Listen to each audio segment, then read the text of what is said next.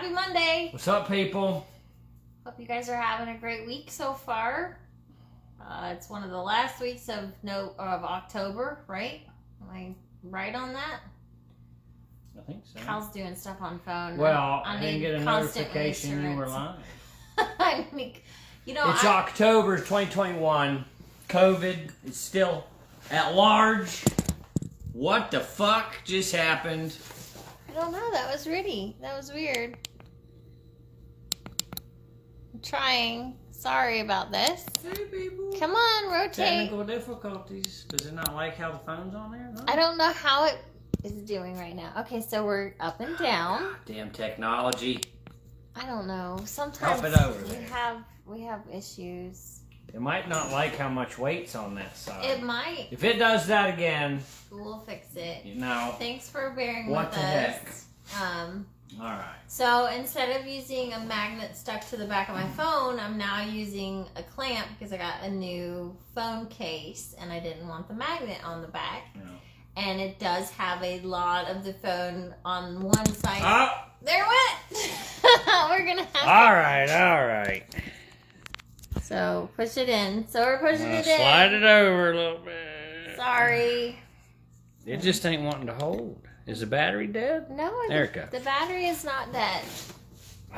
Alright, piece of junk. Okay. This episode of What the hell is that? Updates is brought to you by Charisma.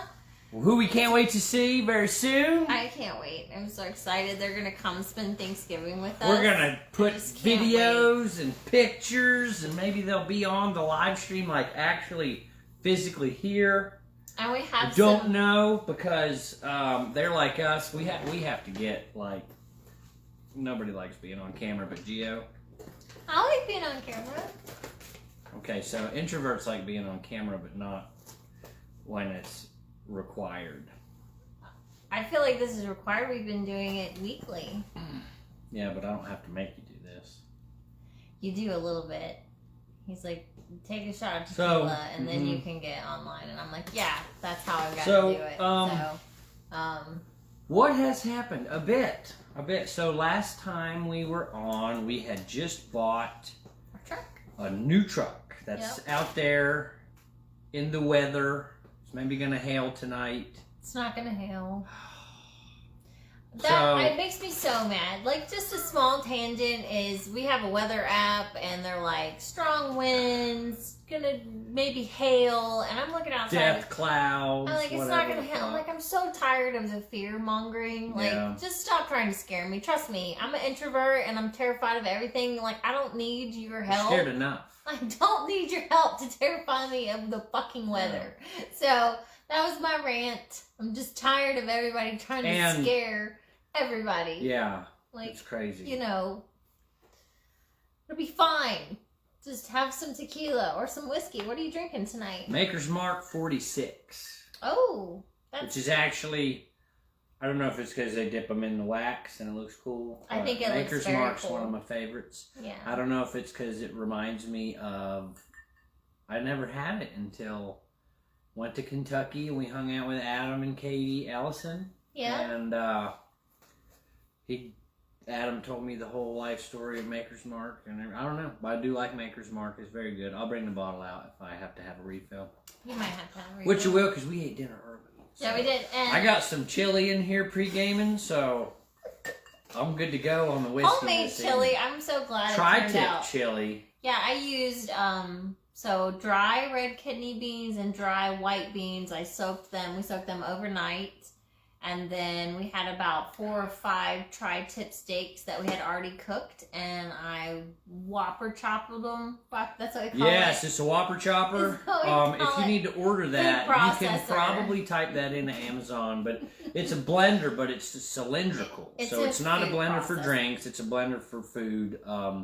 If you don't own one, you should, because they're very good for destroying food into smaller bits of food. Instead of you can't hand chop it that small. So it was just the beans, the cooked steak that was shredded up, some tomato, a couple cans of diced tomatoes, a couple cans of tomato sauce, and then I just do salt, pepper.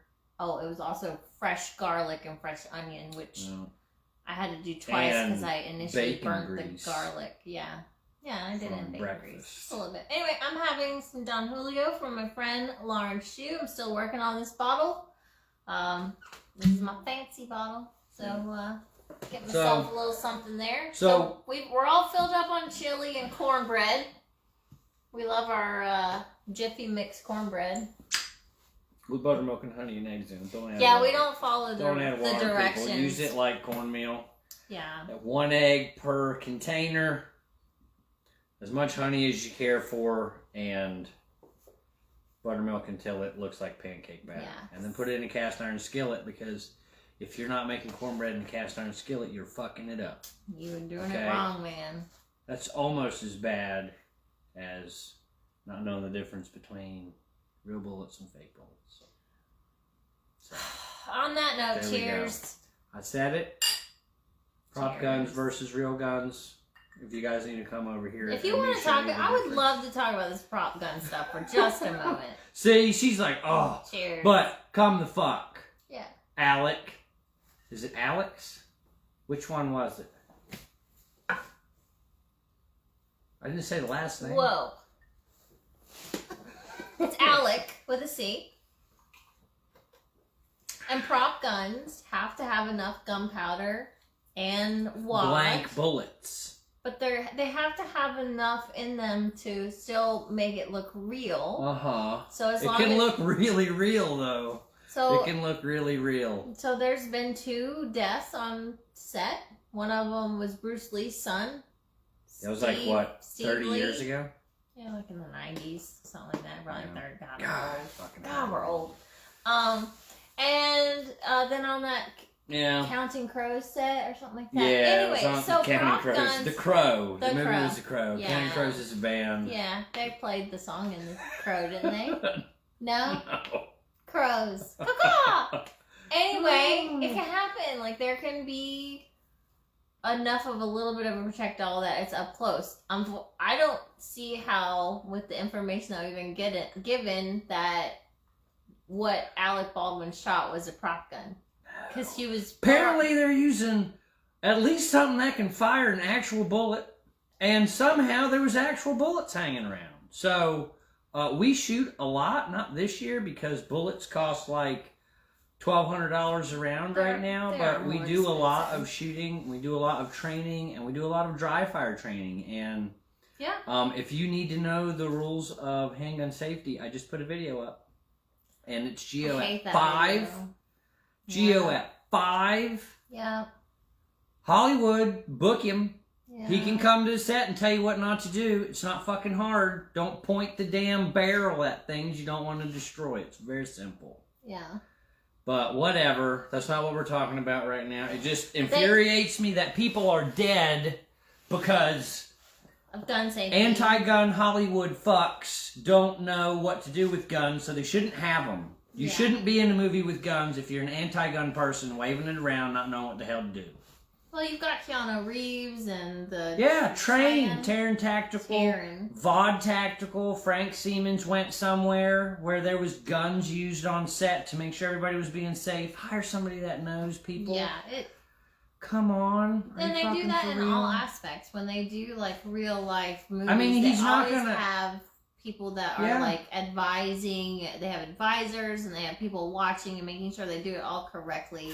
And literally, there is a one person's job that is a stunt coordinator, and they're literally responsible for making sure that weapons like that are unloaded and are safe to use. Yeah. And so apparently they were making blanks out of real rounds, and somehow did the rope-a-dope and forgot that there was a fucking metal sticking out of the top of one of the bullets. I was like, I think it was a revolver, like a 45 caliber or 44 Magnum. It was supposed to be good one. They used those on grizzly bears, so there was no chance. So I mean, it's just hard. We're not in that lifestyle, so we don't know what it would feel like on a movie set where you're handling guns and stuff. But just as gun owners and enthusiasts that we are, I would never point a gun at somebody, but I understand that in the movie theater, or in the movie like recording, they want you to shoot directly at the camera, and typically there's a director behind the camera and a cameraman, so you get that feel in the movie that you're the one getting shot at, or they can turn immediately to the person that was shot, so you can get the view of getting shot and then the person getting shot. So I understand. It's that crazy. Kind of stuff, but I just... very upsetting. It blows my mind that there has to be so much of a level of realism on set that these guns actually shoot real bullets. Yeah. Like, I don't think that should be a normal thing. Like, no. I'm totally okay with the gun that comes out and it has a little flag that says bang. Some other damn thing that looks like a real gun. I don't know. So, with that, you know how we feel. If you need, that was our. You guys are getting this. We're going to take a brief pause because it's possible that this is going to get edited out. So, all right, and we're back. So our regularly scheduled. What did we do? We bought a truck last Monday and we talked about it. We talked about the truck and all the stuff. And then we all kind of geeked out over it for like 3 or 4 days, and we just kept wanting to go for rides in it. So we put a lot of still don't know what all the buttons miles. Yeah, it's got like 200 miles on it. Yeah, and we didn't go anywhere. 200 whole miles. I sat in it for an hour. Takeaways. Here's some takeaways. Takeaway 1 is there's a lot of fucking buttons on the truck. And we're trying to learn what all the shit does. A lot of redundancy in the buttons, honestly. It's kind of weird. Because you have a touch screen and I then you also have knobs. I got buttons on my steering wheel to work the volume. And I got volume knob over here. You can probably adjust it on the screen somewhere. There's a bunch. I'm not getting real good fuel economy right now because it sounds good. Because it's a Hemi. So it's like 14 to the gallon. I don't really feel like you're like... full throttling a whole lot though. No, but it's over the course of the tank. I mean, we've been doing some highway. I honestly think we're not getting good gas mileage because the engine isn't broken. That's always been my understanding, is that a more well broken engine gets better gas mileage. If you live here, if you live in the Western North Carolina mountains, do not ever subscribe to Sirius XM Radio. Yeah, it's not going to work. It's hot garbage. We got like a 3-month trial of that. And that stuff, that is shit. If you're on the highway, it works great. But the second you go like... in the woods? 8 miles off the highway, if you can't make a phone call, which is a lot of places around here, Sirius XM satellite radio is not coming in either. And I kind of learned that with the blue car because I got a trial and it never... honestly, it didn't come in as good as it does in the Ram truck. Yeah, it's got an Alpine stereo. I mean, once you get so far off the beaten track, you're out of satellite. And it honestly takes a lot longer to hook back up, which is kind of weird. Yeah, and Lawrence, like what you're saying... Sirius XM is based off of... it's a Pandora company. I don't know which way it goes, but... there's little Pandora spot logos when I like I wanted to listen to Weezer music. So I said, I did a little search. It said Weezer, and then it made me a station. It's got a little Pandora picture, but I can't listen to a specific song, which is also infuriating because you're paying. We don't pay it right now. But if we subscribe to it, we'd be paying like $25 a month for this shit. On the contrary, we do have Amazon Music. I listen to whatever I want. Specific song over and over and over and over again. Yep. Skips as many times as I want on a station. Whatever I want. Right. This one, you only got like 4 skips. So and it tells you. Yeah, it's like 2 skips remaining. I was like, but I don't the like little this monkey, music. The little monkey in the touchscreen can't shuffle the deck again, so you're going to have to listen to the next song. That's right. So, we'll use it for the duration of free our free time, period. But then that sucker's coming off. We do have 5 years of their traffic and weather, which looks pretty good, but we haven't gone far enough. We have that on our phones already. Yeah, I mean, you have a cell phone, so I don't really understand. It's a very weird thing.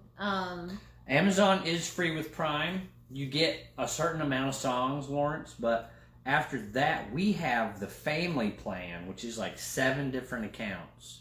Yeah, because we have a teenager and girl who it's just $15 a month for 7 different is accounts. Her life. y'all. Yeah, she would just die without music. Yeah, and each account has different likes and different. You download or you save songs to your song library, and there's stations for every band, and it's awesome.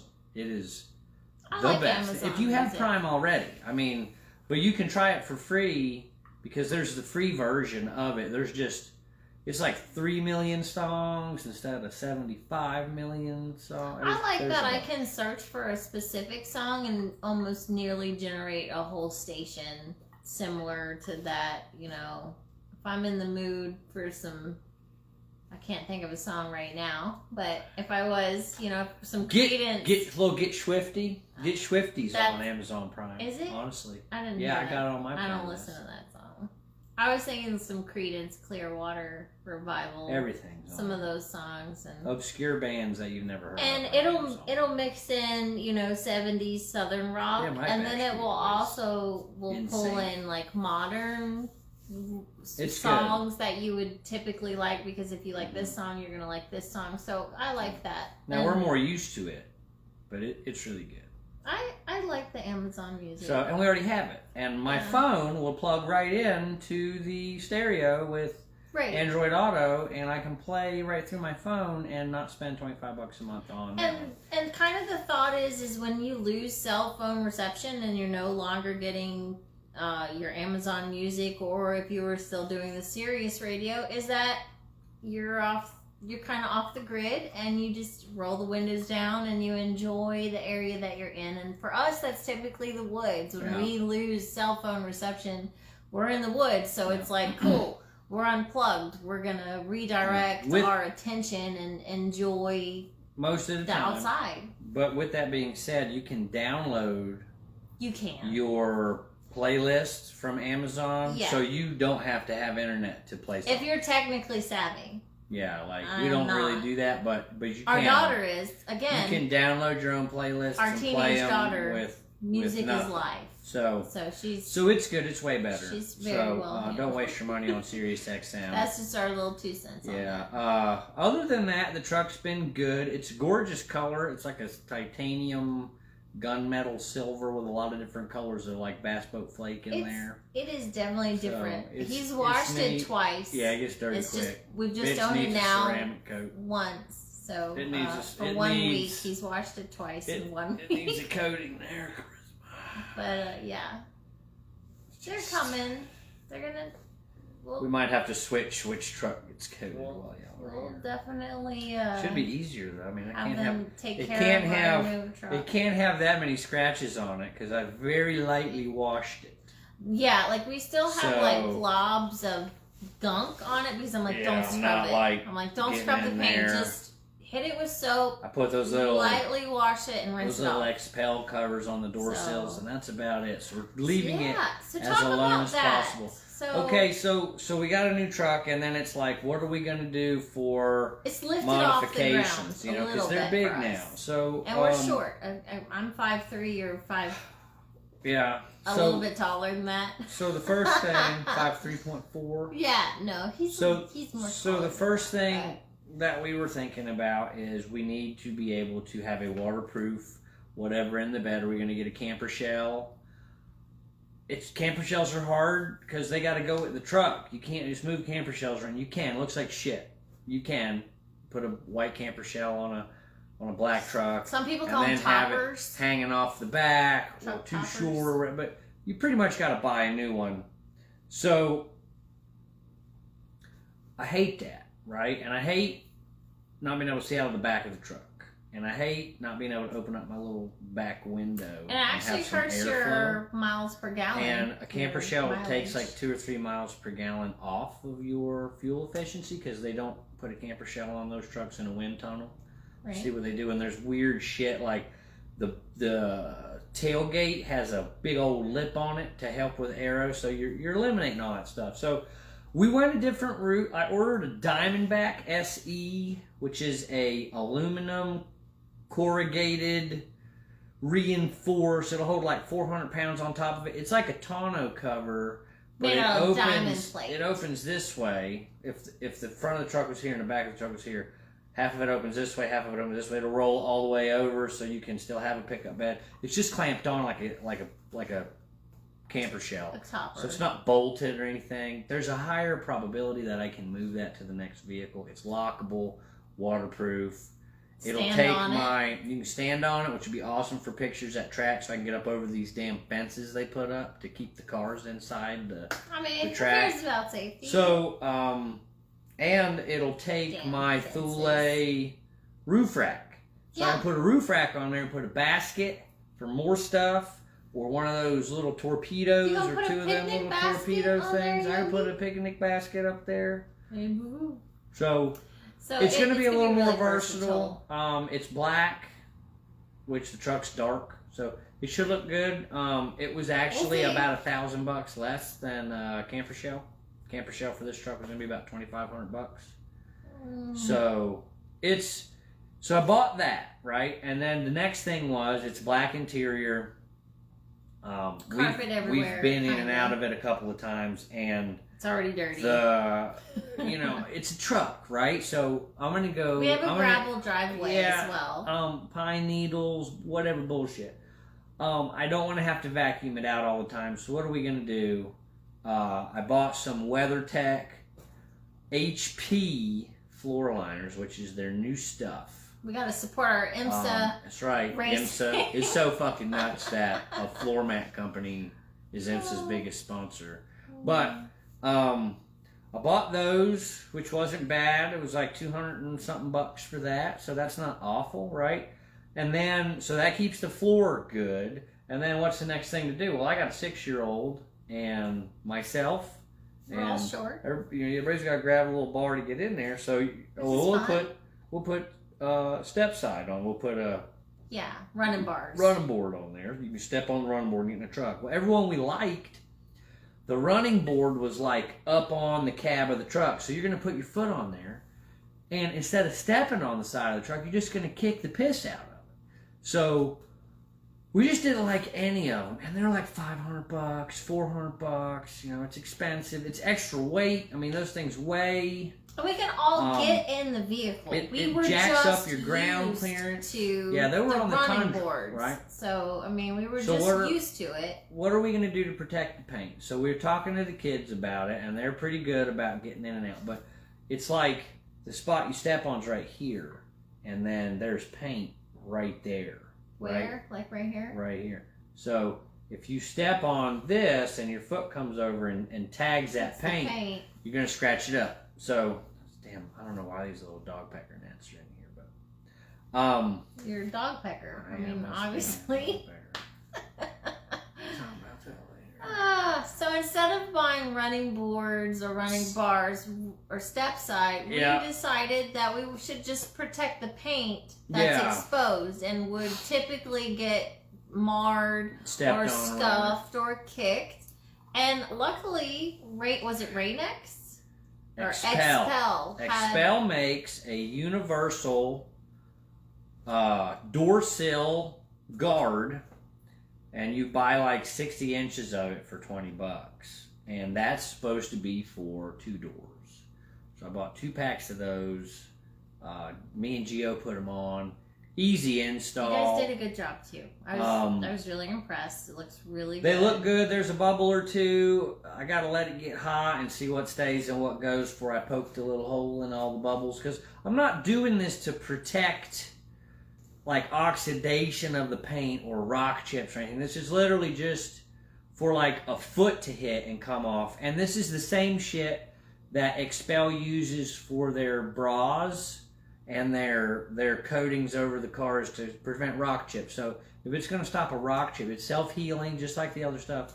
If it's going to stop a rock chip at 80 miles an hour, then surely to God, somebody stepping on it for a minute. And then self-heal when you hit it with warm water. It's pretty amazing. If they only last a year and I got to stick another set on, it was like... So we did $40. 30 minutes for all of an install. 4 Yeah, it was $10 a door sill.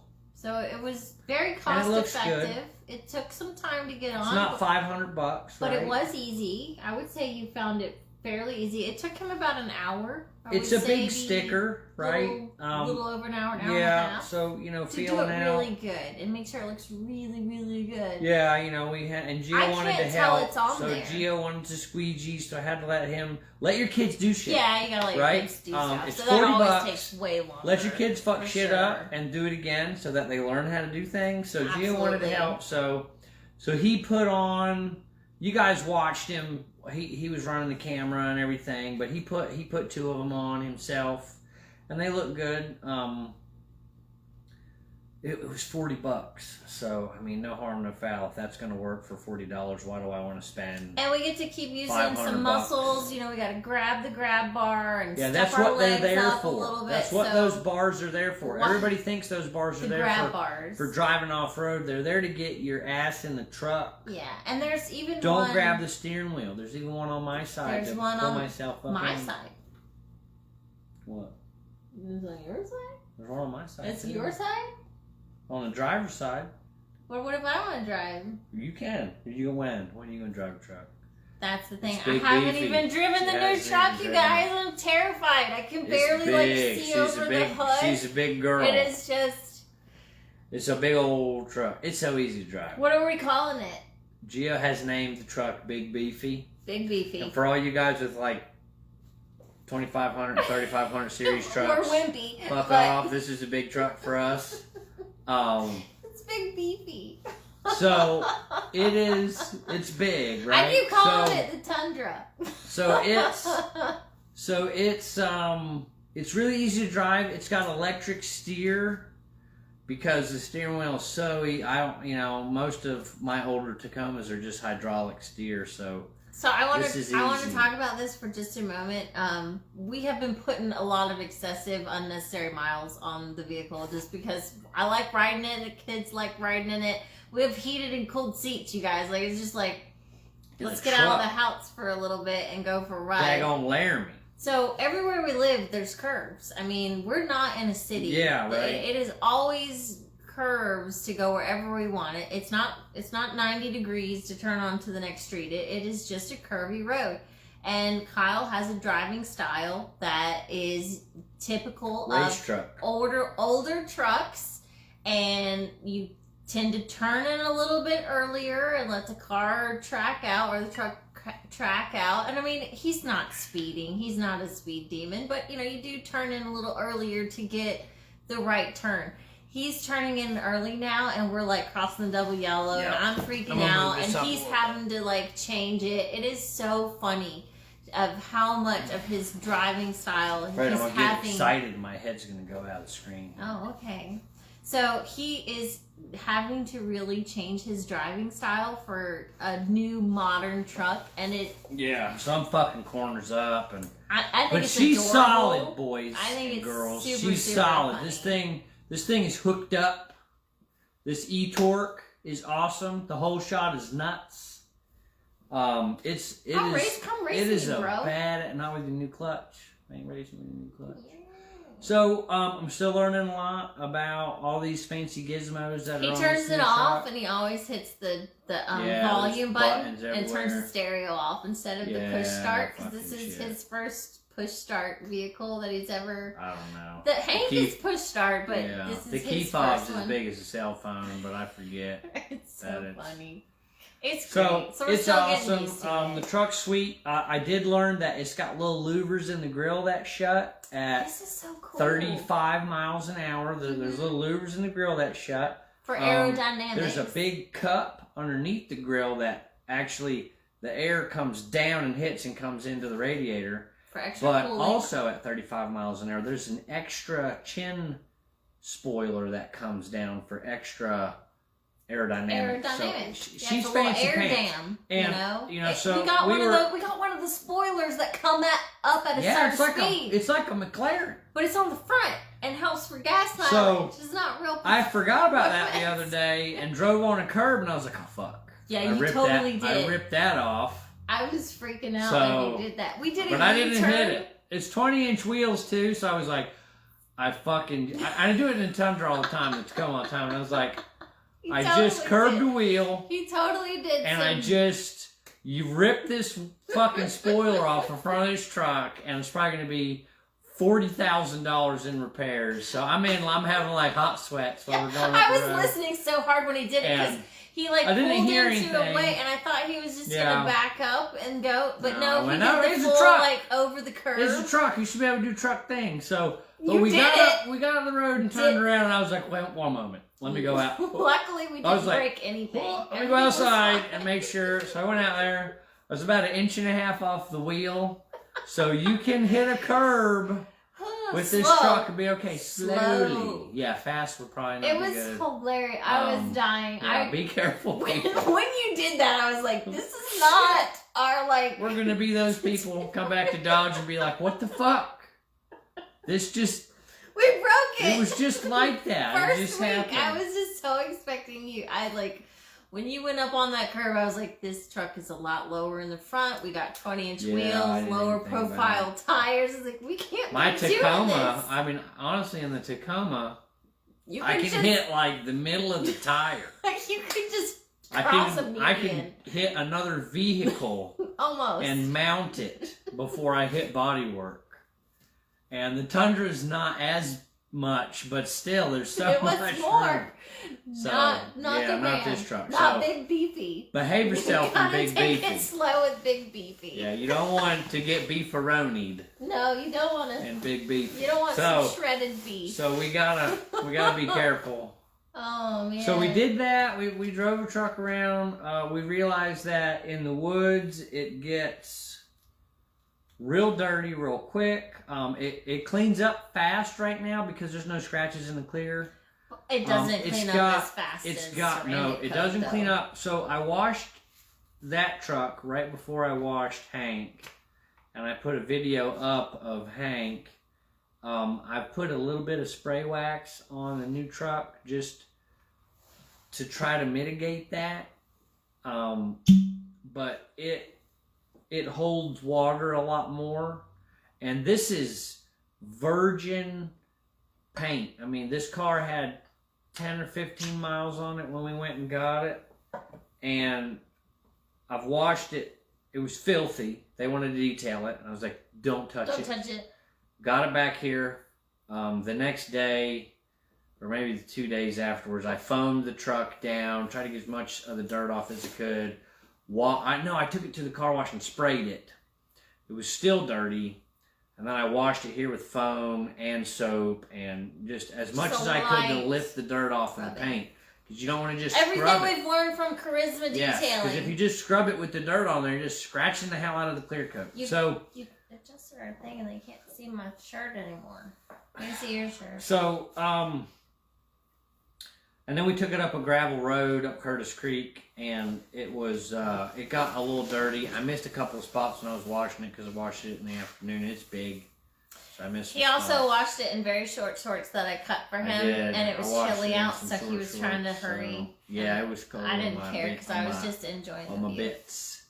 But it was very nice. It is ridiculous. It's ridiculous the difference between that brand new paint. Right. And we had Hank ceramic coated after we owned him for 2 years. Yeah. Or 3 years. 2 years, 3 years, yeah. And Hank cleans up like his car wash just blow is off. like 10 minutes to get it cleaned up. And that truck was longer than 10 minutes. Yeah. So the point of this is like really invest in a ceramic coat or a PPF, just something. You have a vehicle you're going to keep for a while. It might seem expensive, but it's going to pay for itself in the time you don't have to spend washing it if you want to have a nice looking vehicle. Exactly. So, and if you're around, if you're in the South Carolina area, we brought our vehicle all the way down there from here. It's a couple of hours out of Asheville. But it's worth it. You want good service. They're awesome. They do a great job. Yes. So they'll treat your car like it's theirs, and they will love it the whole time it's there. So yes, I think that's the extra special You don't have to worry about anything. It's not like a Discount Tire, big damn conglomerate. It's just Andy and Rebecca. Yep. Very, very mom and pop, dog mom and dog pop company. Yeah, Yeah. So. And they love what they do. Do it. They take a lot of pride in their work, and if I can recommend them enough, I would. And if you have any questions about them, definitely reach out. They'll be up here. They actually come hang with us for Thanksgiving, so they'll be up here, and they will be touching up Hank a little bit, and hopefully ceramic coating Big Beefy. Yeah, we're gonna do my dad's truck. But now that we got a brand new truck, it's really better to do it when it's new, and it won't be as much work, I wouldn't assume. So we might just let them do it. And we made sure it fits in our garage. It makes it in here just fucking barely. This much.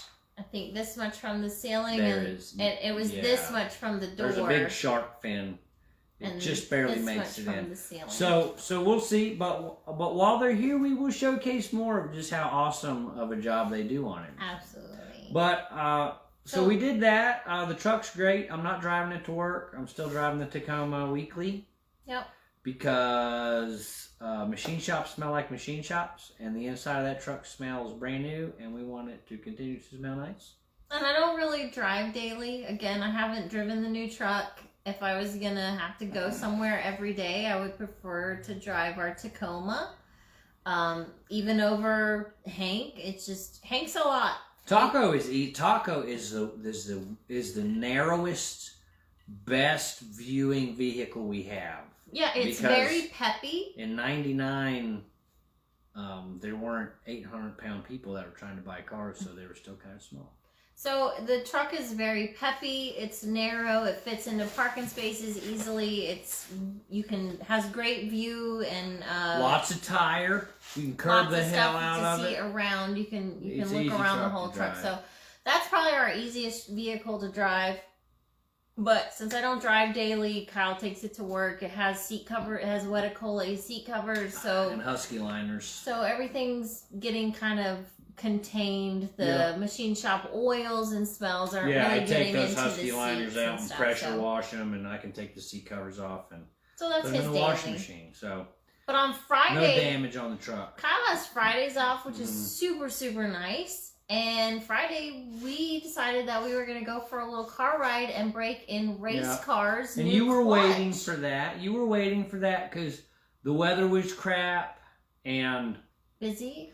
Just in case something mechanical happens, she wants me there so I can be like, yeah, it's broken.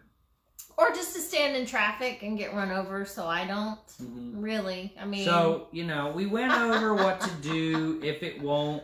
Because if you don't have air, if you have an air bubble in the line on your clutch after you do a transmission swap or a clutch install or anything like that, what happens is you can drive it. It's going to be in a gear, and you can shut the car off and put it in any gear you want. But while the car is on, if you press the clutch pedal in, nothing happens. Because while the car's on, the motor's spinning. Right, so we're all on the same page with that. So the motor's rotating. So you would have to push the clutch in to change gears. Well, if there's an air bubble in there and you push the clutch in, nothing happens. The same way if there's an air bubble in your brake line, you push your brake pedal. You say that like it's common knowledge. Nothing happens. But that's not common knowledge. It's a hydraulic line, so you have to have fluid the whole way. So if you have an air bubble in there that's this big and you press the clutch in or the brakes in, it comes this far. And this fluid never moves. You just compress the air. You can compress air because they sell air compressors. They don't sell fluid compressors because you can't do that. That's how Caterpillar excavators work. Everything runs off fluid compression. That's needs mechanical advantage in a vehicle, and a clutch does the same thing. So if it's not going to shift gears, you're still not stranded. You can move the vehicle, but it's not a normal sensation to have. But you don't want to do that while you're racing. You want to do that while you're breaking in your clutch somewhere. So that's what we did. Town. That's and if you lose your clutch in the middle of town, you definitely want somebody with you to hop out of the vehicle and kind of make everybody else aware that you're not getting to where you need to be. And honestly, we had a couple times backing the car out of the garage. Yeah, right after the install. Initially up, and so the clutch system is a self-bleeding system, and we did our best to not have any air bubbles by pre-priming our bench bleeding. bench bleeding, which is kind of like priming. I would call it priming because I'm not a big mechanical person. But we sucked up a whole lot of fluid into our throwout bearing, which is actually what moves your clutch. So we filled that full of fluid before we installed it. So there wasn't a whole lot of air. But there was still a little bit of air in the first few times. Well, we installed a stainless steel line between the master cylinder. We replaced the whole So we didn't fill that line with fluid. So that line didn't have any fluid in it when we bolted it up. And that was probably the mistake. Maybe. But I say that we only had issues in the parking lot. We literally only had two times of the clutch not engaging, and so we just let the system warm up. We would pump the clutch, just like pumping it like you would pump brakes. That's what you're supposed to do. And eventually it came out, never had any more problems. We moved it in and out of the garage a few times over the last couple weeks, and no issues. So I still wanted to go brake in my clutch, make sure there was no issues, because in 2 weeks I will be at Road Atlanta for time trials. So Friday, Kyle and I drove all the way down to Rutherfordton, which is a super fun drive for us. I get to take number 9, go around. Not this time of year. It wasn't, actually, that's true. We'll go get there's a lot of leaf flickers. Whiskey. I will be right back. Yep. So we took number 9, and we got to go around Lake Lure, and then you take 74 into Rutherfordton, and we ate at the Copper Penny Grill, I believe it was, which was super nice. It was super nice and warm. I'm not one to refuse a beer at lunch, so I definitely had a beer with lunch, and I swear they kept trying to like feed us alcohol. It was hilarious. I've never been so like this far done with my drink, and then like somebody like, you need another one, you need another one. I don't need another one. It's like, 12 p.m. on a Friday. I'm good, thanks so much. But it was a good lunch, and the car drove great all the way down there after lunch. Car drove really good all the way home, and I was just really getting in sync with the new clutch. It does engage a little further down in the pedal zone than it did previously, and as soon as you get the revs up, you can release the clutch, and it grabs like super smoothly, but also aggressively. It's so confidence inspiring. It's so quick. I've never shifted a car so quick. Even in the MT82 with the S550 Mustang, my shifts are good and smooth and fast, but with this new Exity clutch in the S197, it's really fast, really smooth. I think I was even doing gear changes that Kyle didn't even realize I was doing gear. He was like, that was so smooth. Especially even downshift, like a little bit of rev match and downshift. So I'm working on that. I don't typically downshift and rev match on track. So that's something I'm working on. I'm trying to work on my heel toe kind of thing, but there's a whole lot going on. I haven't mastered that yet, but I think with this new clutch, I'm going to feel a lot more comfortable doing. And I know for a fact, going in my high-speed zones from 3rd to 4th, which are my power gears. I definitely have a 5th, which is like overdrive, but my 3rd to 4th are my long straightaway, full throttle gearing. And I've always kind of had a hard time getting it into 4. Sometimes I would miss gears, thought that was me. It was not me, it was definitely my clutch. But now, with it working so smooth, I definitely see a lot of time in those shifts. You got to think about the delay. So while you're changing gears, you're off throttle. So the more time you're off throttle, the less speed you get in straightaways or corners or anything else. So I would guess, I watched some of your old videos. I was talking to Ted Theodore about this today. And a lot of your 3rd to 4th shifts, you're off throttle for 2.5 or 3 seconds. That's a lot. So that's 2.5 or 3 seconds of acceleration, which should equate to 10 to 15 miles an hour on a 1 mile straightaway. We'll see. I did the we'll see. I did the math on that. So it should be good. I mean, you should be really surprised on how much more straightaway speed you have. And not only that, but I'm excited. Every gear shift is going to be faster. So you got to think about how many times you change gears on track. So it's It's less time to be fucking with the transmission and more time to be paying attention to where you're steering. So it's a lighter flywheel, so the engine spools up actually a lot quicker than it did. Fast, and I didn't expect that. Dropping from neutral into first gear, the car almost lurches forward instead of, like a feathering, trying to find that first gear, which I don't really foresee that helping me on track, but it's just definitely a lot of driver confidence. But that first to second shift is a lot more powerful. There's a lot more. The insane hill climb posse is going to check our numbers. Yeah. It was rough math. I appreciate guys, that, so, yeah. Feel free to tell me what the actual numbers are. I don't watch my videos that hard. It's going to be faster. I am completely aware that I'm still a noob driver, and I am proud of what I've accomplished. I could pan this over. I'm proud of what I've accomplished on the hills, but I still struggle on You do. road You need courses, some track confidence. So I am just really excited that those fourth gear, that's always killed me. Like my second lap around the track going to fourth, the transmission was hot. I always thought it was a transmission issue and it just wouldn't go into fourth. I also thought I was getting excited and just not being able to hit it, or not getting my foot sequence in tune with each other, and maybe dropping the clutch before I got it into gear. And I would watch my videos and I would be trying to figure out what I could do different, but I never really thought there was anything I could do, and I kind of chalked it up to being a shitbox Mustang.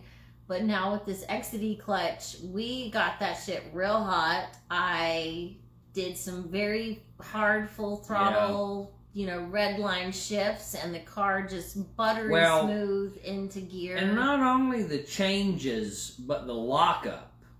It feels just catches. a lot more peppy when you do romp the gas first to second. You're about barking the tires in second gear now. It's really, there's no slipping. The clutch is not slipping at all. Right. I mean, I'm sure it is, right? I'm sure the clutch does slip, but nothing like it was before. So it should it should be really better performance all the way around. And it's brand new, so you can beat on it a little bit more without worrying about breaking the car. We'll see, as long as somebody installed it correctly. You gotta watch those torque specs. It did good on the inaugural drive. So I'm honestly really happy with it. I'm looking forward to getting back to Road Atlanta. Honestly, it actually is now one of the tracks I haven't driven as much. I've got actually a lot more time on VIR and NCM, but I have had a fantastic instructor at Road Atlanta, and it is the 12 turns I feel like I know the best and kind of have the rhythm of, braking, lifting, throttle, that kind of stuff. So I'm really excited to get back. It does have less turns than NCM and VIR, but they are... Don't fuck up. Yeah, I mean, the walls are right there. And there's a lot of elevation changes, so you kind of have to use that to your advantage. You have to understand that you're going uphill, so maybe you don't need so much braking here, and then other places you're going downhill, so you need actually a lot more braking. But honestly, I'm really excited. This is going to be the last Nationals time trial tour from SCCA, and I get to spend it with my hill climb buddies, Lawrence and Sam and James. I'm just really excited to hang out with the guys again. It's a different event because the ARRC is there the same time that we are, and which is an accredited so you guys don't hit the track till Saturday after lunch. So we got a good long time to and we're coming in Friday situated. So Friday night's gonna be party night for sure. No. Yeah, for sure. I will. You can be the sober mama, not me. If y'all are there and you want to bring the kids over for autographs, do it early. Do it early. Well, they look normal. But yeah, it's gonna be so who much knows fun. how they'll sign later. I'm still trying to figure out if we're gonna have our restroom trailer that they typically park in the infield paddock. But yeah, I'm just really excited for. I've got 2 more track events this year, and Road Atlanta is the second to last, and I get to spend it with some really great people that Yeah, we're gonna throw down. We're gonna have fancy thin bacon. It's gonna be crazy. Other food. It's gonna be great. We're gonna do Road Atlanta, and then we're gonna go to VIR for Full Throttle Fest with a bunch of Mustangs, and then we're gonna have Thanksgiving with Andy and Rebecca. So November is stacking up to be and possibly CMP. Such a great. Oh, we're definitely going. I forgot all about that. I'm going to CMP with Racing for ALS. They're doing a little private track day, invite only. I would invite everybody if I could, but I'm an invitee, so I don't think I can extend that out to anybody else. But I'm honestly not sure I'll even be driving there. But we might just go and do some social media for them. And that's actually the Tuesday between Road Atlanta. Mm-hmm. It's going to be CMP and then VIR that next weekend. So it's going to be such a busy week. But it's going to be packed out. I'm excited. I can't wait, and I'm trying not to think about the next 2 to 3 months after that of no track. Well, we'll have Subaru to build or something. And we've got the track at Asheville. Don't forget I haven't been there in a hot minute. Awesome sim yeah, we got that sim here. And speaking of sim rigs, so we did that Friday. Saturday, what did we do Saturday? Nothing? No, we did something. We bought a winch. That's what it is. We went to Harbor Freight and bought a winch and some trailer things, which I still don't. We're setting up I'm pricing out material to make my own shit versus buying things. Right. So I don't know if the trailer will be ready by the time we leave, but we'll see. The trailer's going to be ready to go, but I don't know if it'll have all the cool add-ons I want to put on it before we go. Okay, that's better. You got one job, man. Fucking shit. I don't want it to look like hot garbage. Kidding. I'm totally kidding. No, but it will be ready. Nathan Luce just picked up an 05 GT. Good call. The Driving Line just put up a video or article on how important it is that 05 to 09 GTs are super great right now, and they're not really expensive, and they're really good performance for the buck. Yeah, they just said that the 05 to 09 Mustang GT is now a better buy than the Miata. And that's due to everybody buying Miatas. I don't want to talk no shit, but your girl has been saying that for well over a year. So thank you for some validation. They probably watch your hill climb videos. They're like, wait a minute, we need to look. But I already knew that. I already knew it. I already knew it, y'all. Knew it. So, we got 2, and maybe we we don't need to get rid of the other salvage title car now. I don't know. We're not getting rid of it right now because I got a truck payment. We can't do a whole lot of shit right now because we got a truck payment. We're poors again. So, we got a winch. I don't know how I'm going to mount it. Got a truck box from an old F-150 we used to have here I want to put on there. Yeah, which is also a black diamond-plated truck box. Yeah, it's going to look good when I'm done. Which will look cool on our There's lots of input from lots of smart people on how exactly to get this situated. I might buy a couple of toolboxes to put under this toolbox, like an under-bed toolbox that'll open down that I can put this toolbox on top of with the lips. Oh, you're getting the crazy. Outer lips. You're getting because the truck box goes like this. Watch my fingers. It goes down like that. Well, there's this little lip piece right here. Mm-hmm. And if I put a box under it and then bolt this box to the bed or to the trailer and then the other box to the top of that box and then that box opens out this way, we'll see how it works. We had to go to Tractor Supply and shop around. But that's how we do here in West North Carolina. That's how we roll. I'm sorry that you're also buying a Miata, Nathan. Yeah, you're not. What does he daily? I just have to joke. Nathan, what do you daily drive? Like, what's the sports car that you use? I'm just joking. To not track? I'm 100% that person that loves what I drive. Yeah. I have a Husqvarna lawnmower in the bottom of the garage here that makes about as much horsepower as a Miata that my dad drives around the lawn. But I'm also really glad and it spins blades at the I'm really glad not everybody drives the same car as me. That would be really boring. And my biggest competitor is my friend Lawrence, and he drives an E46 M3 on track. And also, I'm just gonna throw it in there. I think Diane Larimore is gonna be a huge competitor. Yeah, she's got a 370Z and she's fast. She's going out. There's lots of ways to be fast. She's going out for the Formula Women series. So yeah, good luck with that, Diane. If there's any way to vote, do we get to vote? I don't think we get to vote. I wish we could, because I would totally want her in it. I mean, she's a trooper. Just to know somebody getting. She just rebuilt that car too, because that car had. What does she drive?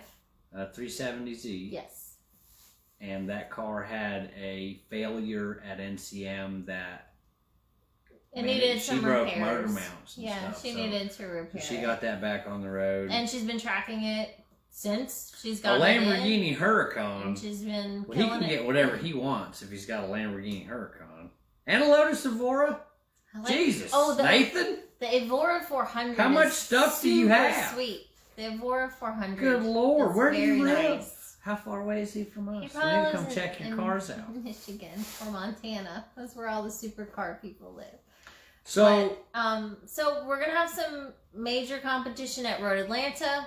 I'm excited to take my shitbox Mustang. I'm excited that the shitbox Mustang is getting some accolades in the community. It absolutely is a fantastic ride. You got good torque, good power. With some mods, it can be very manageable for on track and even in tight autocrosses. So I'm just really excited to see the car getting those types of props, I guess. You know, I've known it.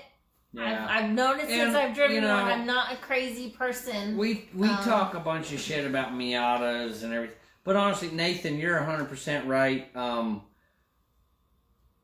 Don't take anything too nice to track. Like, you want something that's enjoyable to drive, but you don't want something that is like, now I got to reverse mortgage my house to repair or buy another one of. So, you know, like you said, you got a 15 GT as well. That's not what you want to track. Hank, and I don't know. If Hank had the same parts as race car, he would smoke it. But... Well, he smokes it right now. Yeah. Since he about has the same parts, because we got crazy. But you know, if you're on track and you're coming around a corner and whatever issue, you know, you got to have enough money to deal with that. Yeah. And we have, I think, what do we got? Like, are we talking money? I don't want to talk money. Well, we don't have what you can buy a 15 GT used for right now. In the race car. Race car is completed right now. So you got to weigh that out. And honestly, if you have a Porsche 911 GT3 or a Lamborghini Huracan or a Nissan GTR or an R34 that's not replaceable, right? You got all that shit. And you want to go to track, and the Miata is the vehicle for you to go to track, fine. Like, go do it. Get on track affordably. That is very important, is to be able to get there and not be stressing about your car the whole time. And to the guys that bring their dailies and their supercars to track for competition, kudos for you. There are ways around it. You can pay track insurance and be covered there, but that's not cheap either. And the more expensive your car is, the more expensive your track insurance is. So Miata prices are nuts right now, Lawrence. I saw it was a stock Miata. I keep seeing stock with like 200,000 miles on it, and that bitch was like $8,000. Oh my God, crazy.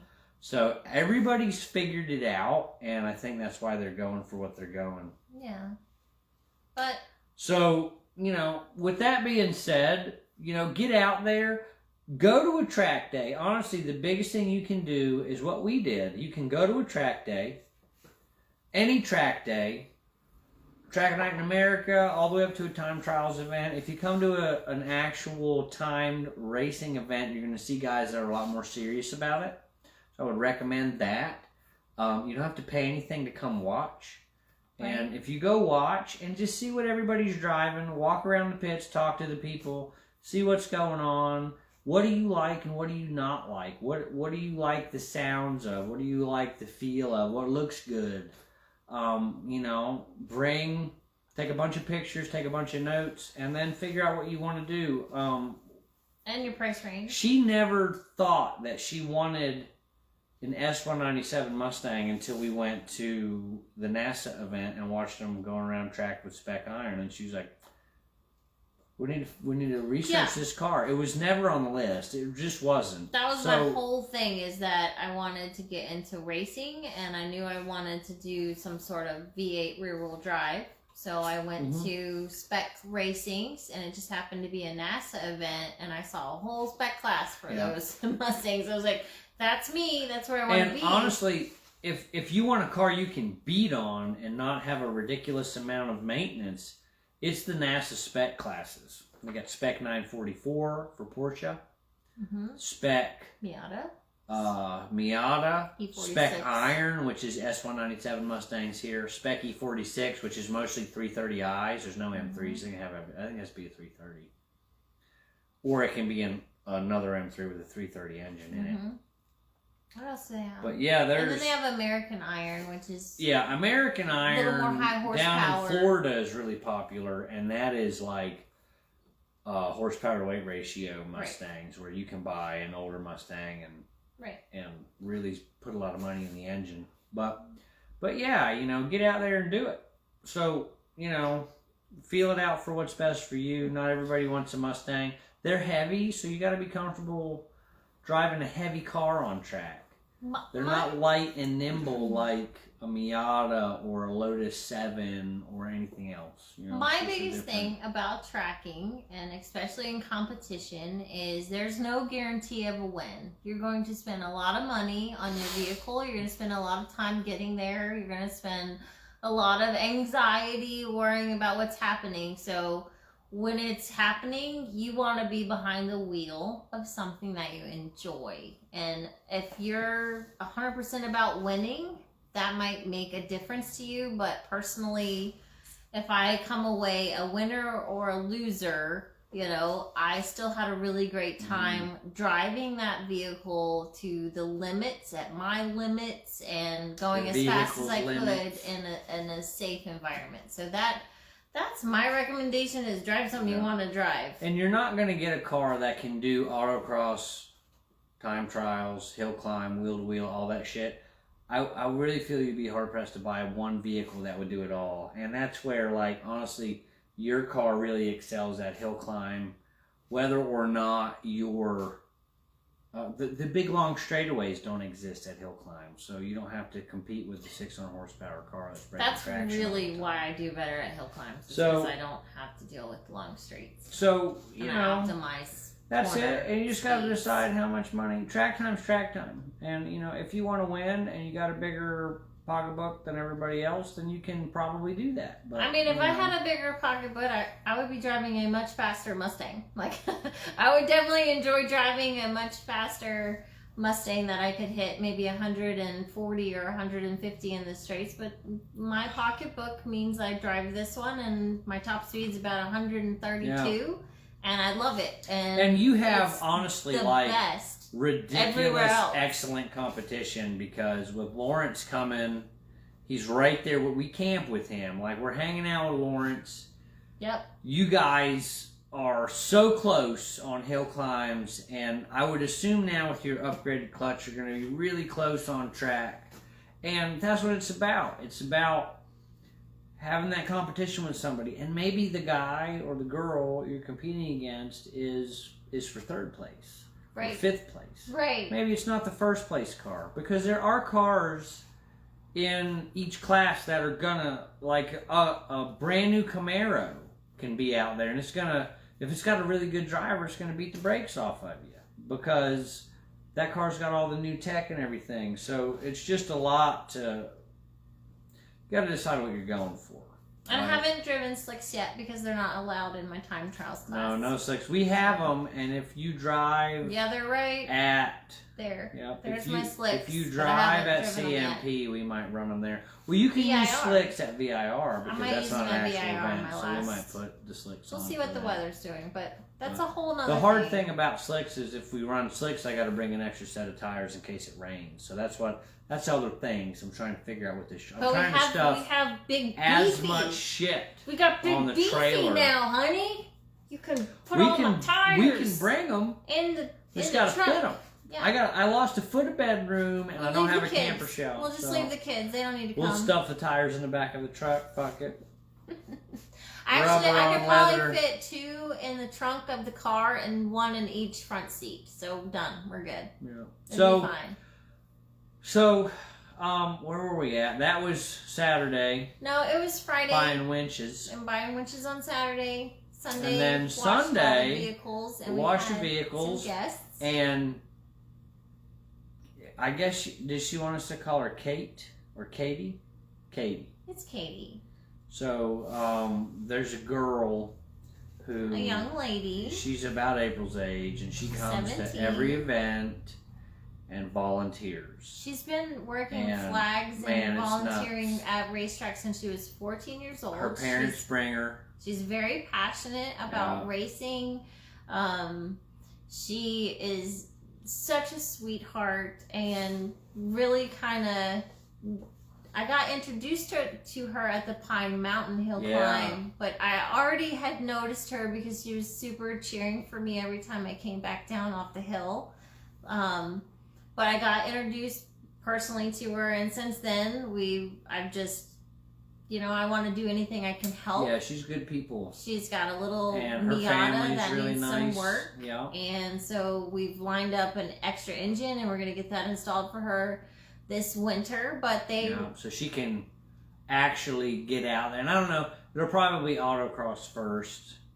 I would always recommend some autocross before getting out on track. But yeah, so her sister goes to school. Her older maybe sister. 10 minutes from us, and they were up visiting her, so they stopped by the house. She'd never met Hank, so she got to sit in Hank and hear the audacious rowdiness that he is. Hank is very loud. He is the typical redneck Mustang, and I fucking love it. I would not change one bit about it. The only thing I have learned is how actually loud it is, so I'm a little more cautious when I go by a row of under cars. Bridges. Yeah, especially in the summertime where people bicyclists. You could probably blow a bicyclist off his bicycle with that vehicle. Don't take this the wrong way, but fuck bicyclists. So, I know that that's a big thing in racing. I live on country back roads, and bicyclists shouldn't be on them. So that's as far as we're going to say. But with as loud as that car is, I'm a little more mindful of a row of cars that might have their windows down or being under overpasses and bridges and stuff like that. I'm a little more cautious about throttling in those areas, and I try to be as quiet as I can. Yeah.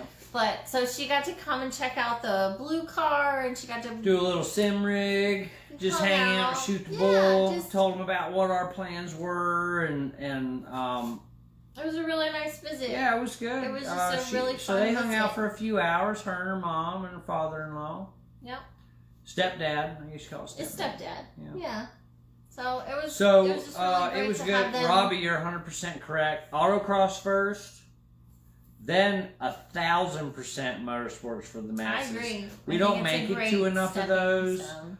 We really need to come to those just to help, and so you can instruct and maybe not bring the cars, but we really need to make it an active effort to make it to more of those. Absolutely. Rob Bowling and his crew under him, what they're doing is amazing, and I really feel that that's an untapped source of knowledge that doesn't exist in the motorsports world. And if you live in the Southeast and don't take advantage of that and aren't already really comfortable on track, then you're missing out. You really are. Yeah, or if you there's nobody there that's not trying to help you be better. The thing about M for them is more like highway speeds, even though they're much faster and you're going to feel like you're on track. You're never at 120 miles an hour going, uh-oh, my brakes don't work. So it's a lot safer environment, and it's, I agree. I really think M for them is a fantastic stepping stone between it's a really low risk track day. Absolutely. If you want to look at it like that. And it's a track day. If you go to a time trials or track night in America or something like that, you don't get to have a passenger. Right? So there's no instruction. So how are you going to learn? How are you going to learn how to do things? How are you going to learn to read flags? M for them, Motorsports for the Masses has, they have flags the same as you would on track. 90% of them are there. And you can have an instructor. Ryan can hop in the car seat with you and explain to you what to do or what not to do. Or yell at you. Or get yelled at. It definitely happens. So there's a lot more educational opportunity there. So when you show up, speed. So when you show up at a big track, you're going to be like a little nervous because there's going to be more speed, but you're already going to know what they're going to talk to you in the driver's meeting. You're already going to know what they're going to talk about in the novice meeting, so you can kind of take in the extra things that they're going to start. Because even in the novice meeting, I have to write all that down. Yeah, it's just super serious. Like it's really hard to talk about, and I think we've covered this so many times in our live streams. And if you have any questions, we have a full live stream with M for them. If you just want to look back through, this will be posted on YouTube, and I have a whole playlist of all of our live streams. So just go and look for that M for them live stream, and you can kind of get caught up. But it is absolutely they have their own fantastic. They have their own community on Facebook, so you can join the community. It will help them that they have a bigger fan base, and ask questions on there. Nobody's going to flame ridicule you or make fun of you for any questions you might have to get on track. They want you to ask dumb questions. Dumb questions. Rob and everyone else that belongs to that club are wanting everyone to be better drivers. They're passionate about what they're doing. Ask any question. They're not gonna Absolutely make fun of you. It's not like a traditional Facebook group where you're gonna get flamed for that. So but yeah, that's a big deal. So that was Sunday. We did all that. On Sunday, we actually had to cut our visitation short with Caitlin and her whole family because we're selling the Tundra. So, our original tow pig. The Tundra, who we have had for almost a decade. 10 years. 10 years. We don't sell cars here. We're keepers. A lot. We get attached.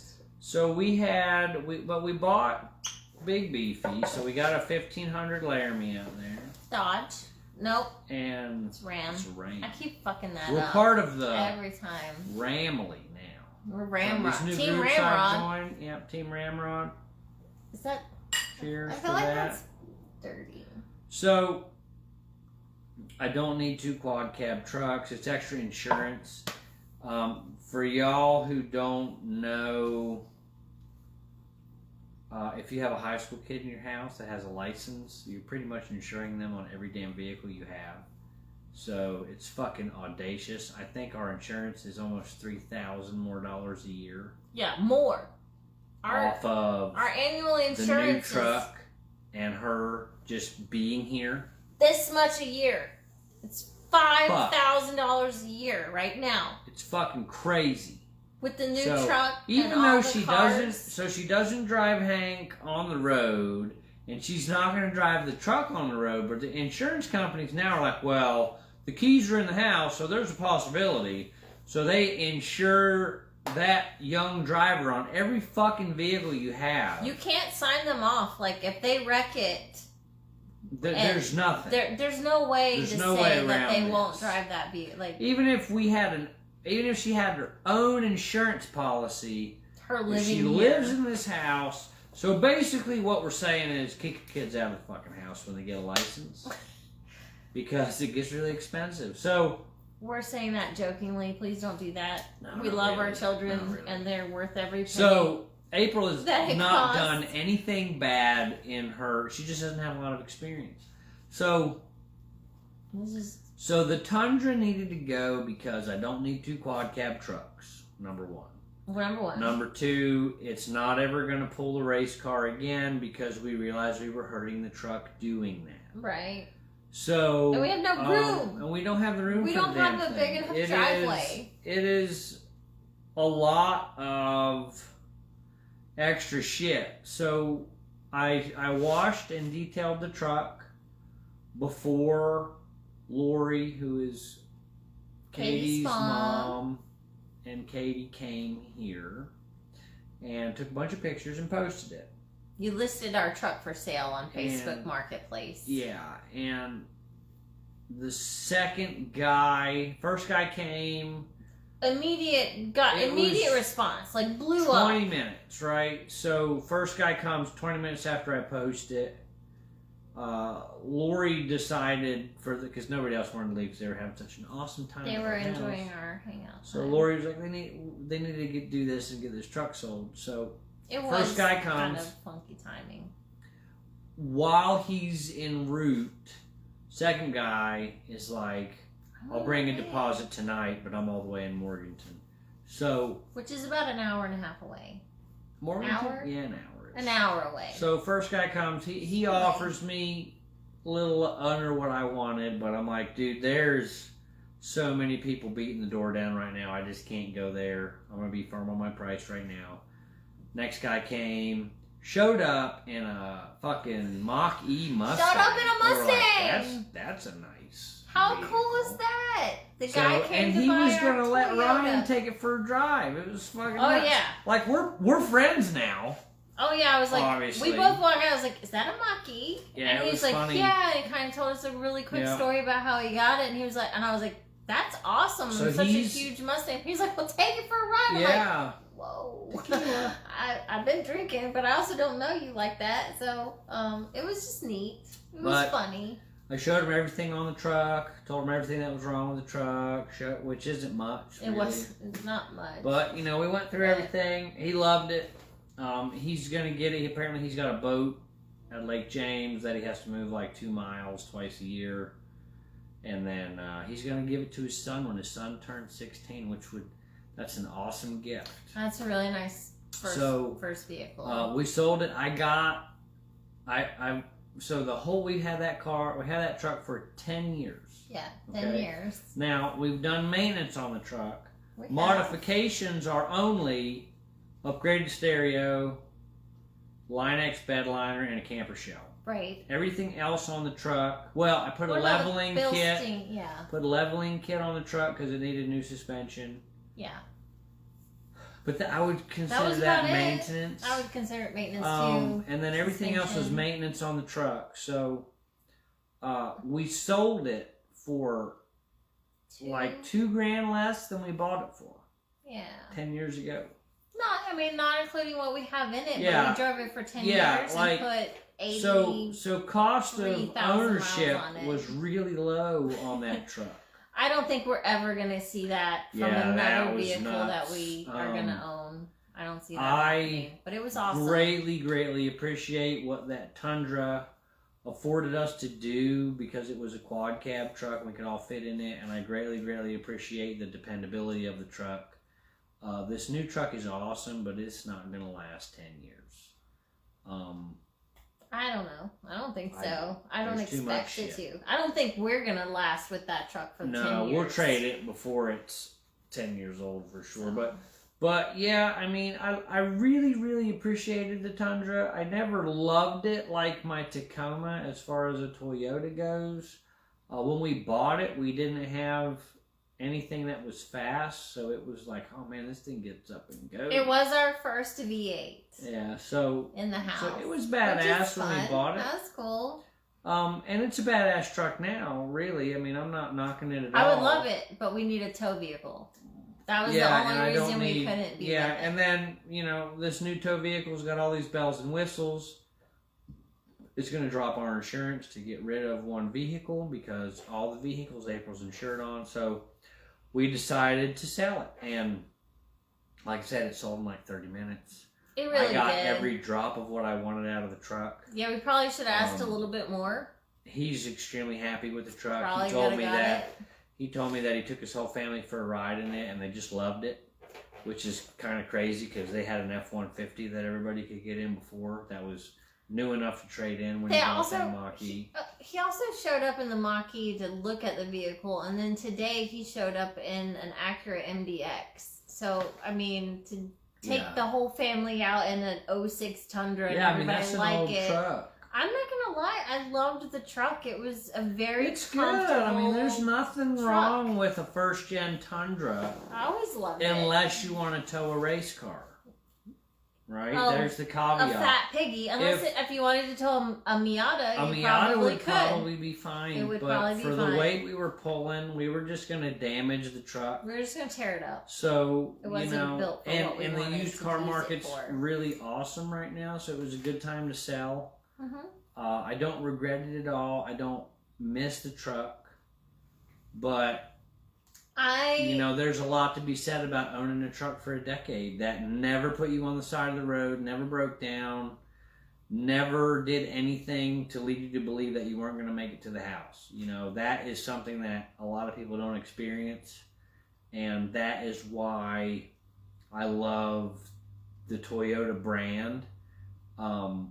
Never say never, but I don't think we'll ever get rid of the Tacoma for the same reason. They're so good.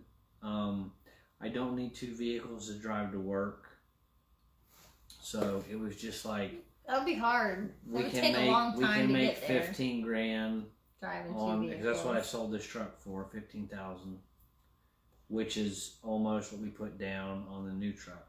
So it was good. It was a good move for us to get rid of it. And if I didn't sell it, it was just going to sit here and rot away in our driveway while someone else can enjoy it. Probably. I really think that the gentleman we sold it to is going to enjoy the truck a lot, and it'll get put to good use. And it only had 150,000 miles on it. It's got so much life left in it. Oh, I'm sorry, I'm speechless about it because we did buy it with such low miles. We got a really good price. We actually bought the quad cab because we were using the Tacoma, which is just an extended cab, and we needed the quad cab because April... Gio wasn't born yet, but it was April getting bigger. That was getting bigger and couldn't fit in the back seat of the Tacoma, so we bought the Tundra.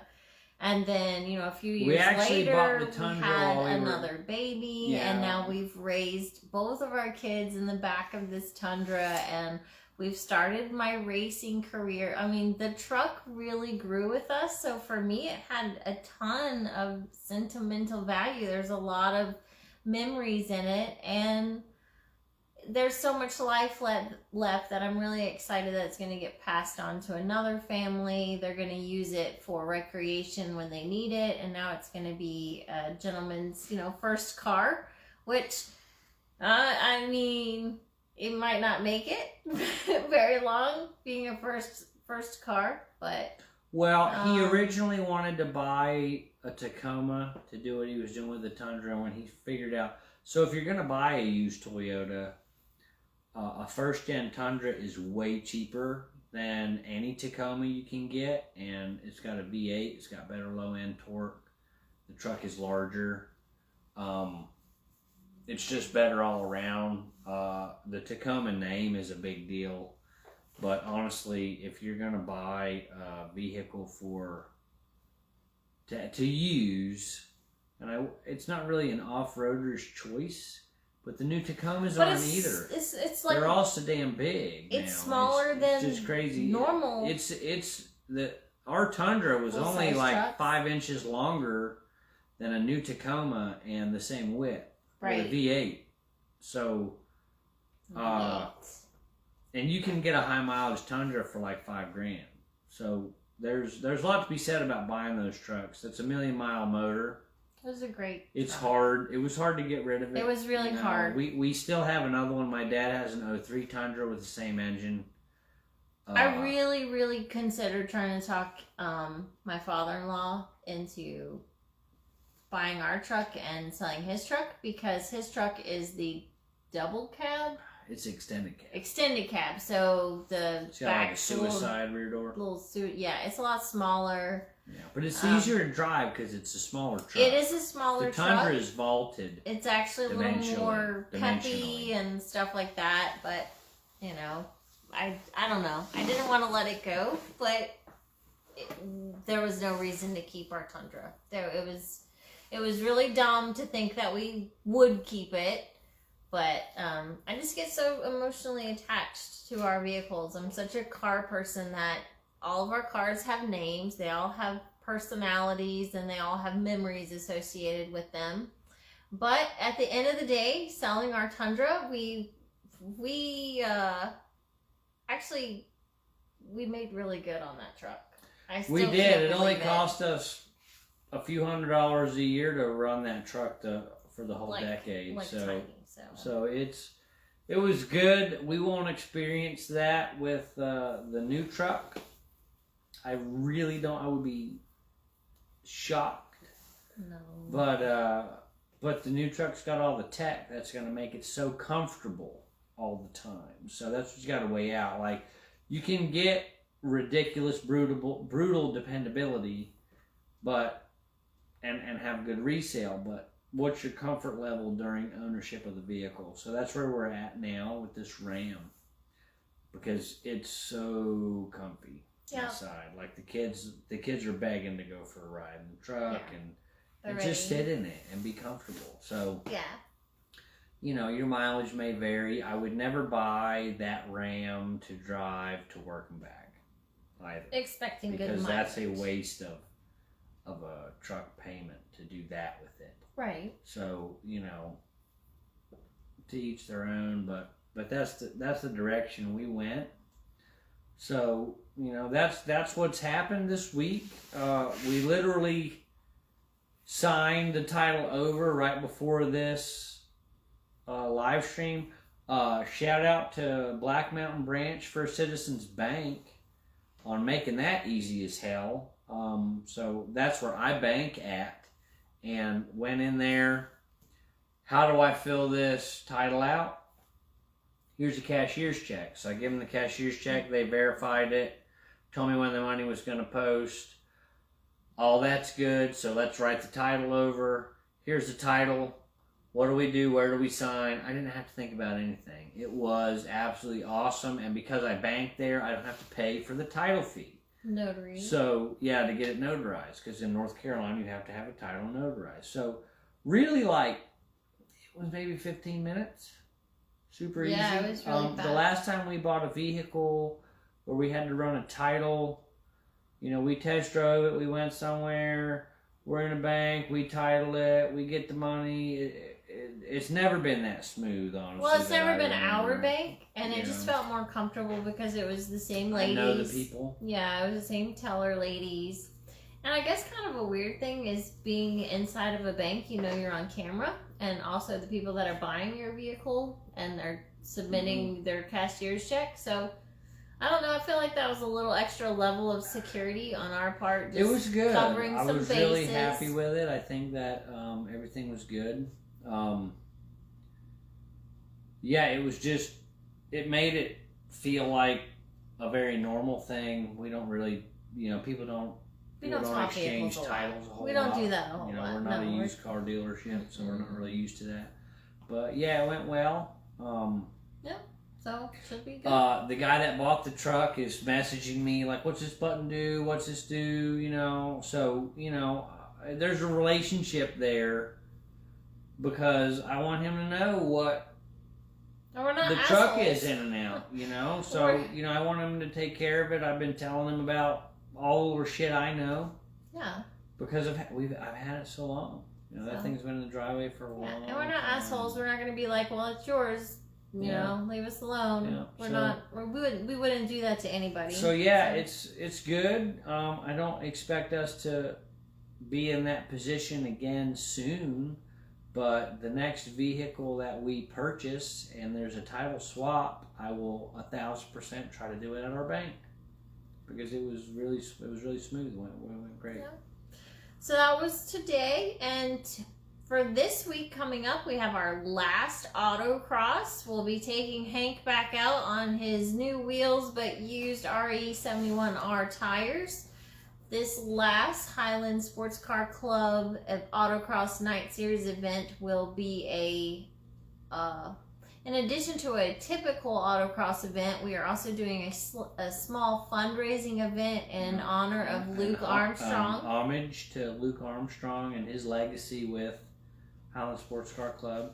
So we recently lost Luke, and what we're doing is we are kind of having a PAX Piggy class, which was his favorite class because he ran a Focus ST.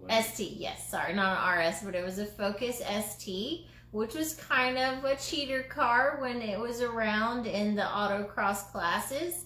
And we're just going to help raise money, and the club will match up to $500, and we'll donate that money to a charity of the family's choice, which will probably, I can't remember what they said. I don't want to say what it was because I'm not sure what it was. We'll botch it up now. Yeah, I don't want to mess that up. But we're going to donate but the that club money is going to a charity that will help Luke be remembered properly. Absolutely. Luke was one of the first guys that was kind of very welcoming to me and taught me every nice guy. You know, I knew what autocrossing was, but he would give me hints and tips, and he was like, you know, maybe don't come with a full tank of gas, and he would always check on me after each run and how I was doing, and he was just very supportive, very helping, very welcoming, and he was literally one of the first faces that got me into racing. So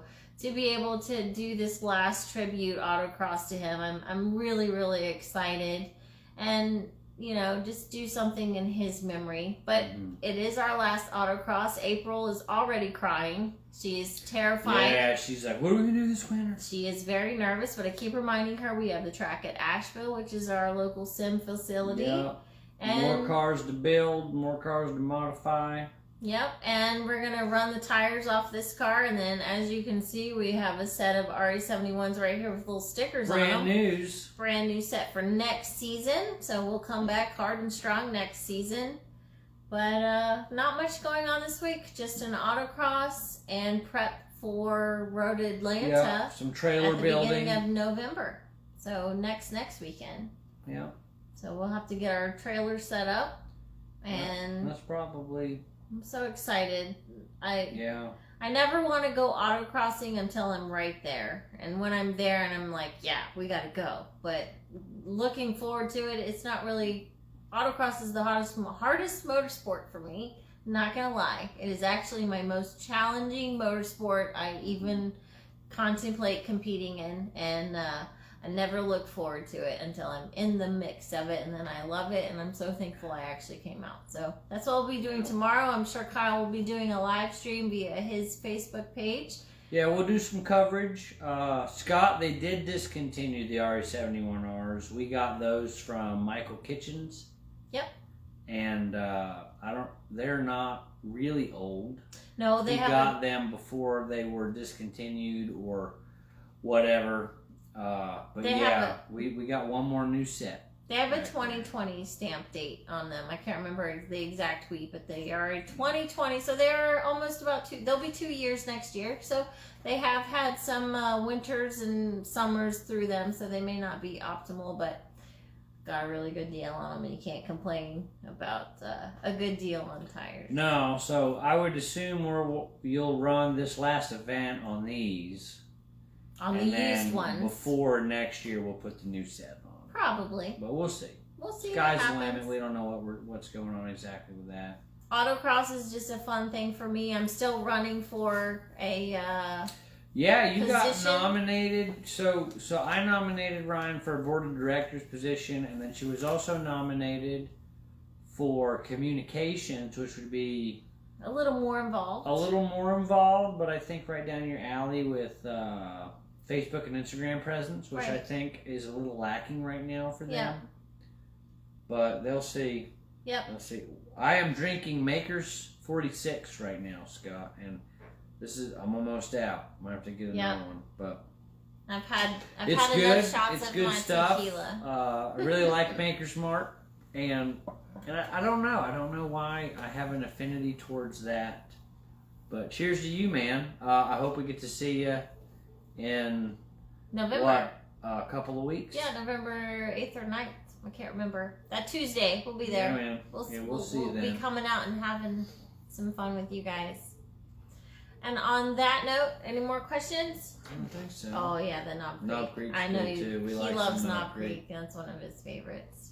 But on that bombshell, yeah, we'll I think that's about it for this evening. I don't know what else we could talk about quite yet. I love you. We talk about how much I love you. Well, nobody wants to hear that. Nobody does want to hear that. But we love you guys. Thank you so much for watching. hanging Thanks out for and hanging watching out. us. And we'll see you next Monday, and tune in to my sporadic live streams during the week on whatever me and Gio are getting into here at the house. I don't always approve of those live streams because I'm not always made up and ready for camera. So those are a little behind the scenes. So if you catch those, good for you. But I don't love them. Bye, everybody. Good night. See you guys.